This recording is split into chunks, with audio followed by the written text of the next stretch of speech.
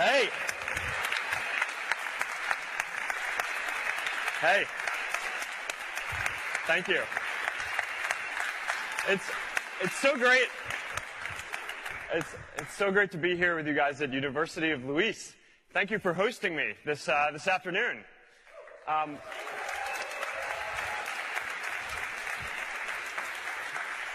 Now, before we get started, I want to say a few words about the earthquake.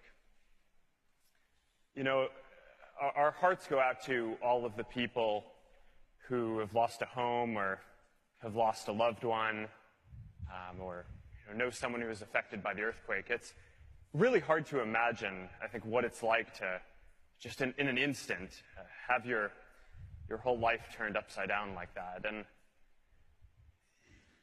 you know, in moments like this, it's heartbreaking, but also seeing how the community here in Italy and around the world have been able to come together to rally for the people who have been affected by the disaster and those who love them.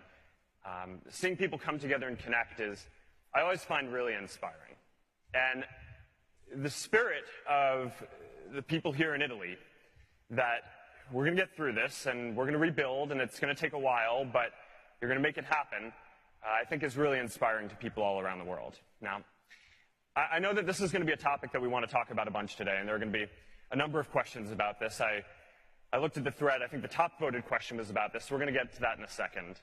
But I just wanted to lead with that up front and share that I feel what we're going through here. Now,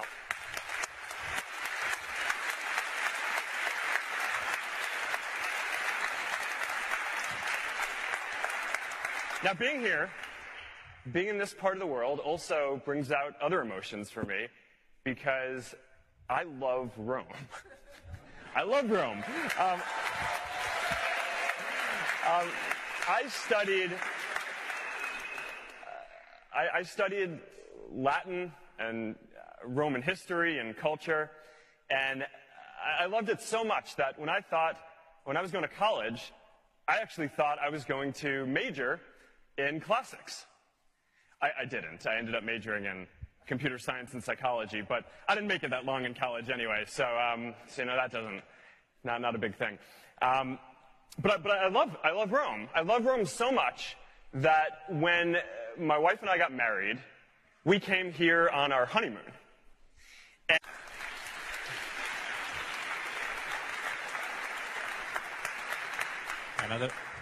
Another question from the back. Here we are. Hi, Mark. It's Alessio. Have you ever thought that Facebook has changed and maybe ruined how people communicate each other? I mean, I'm a frequent user.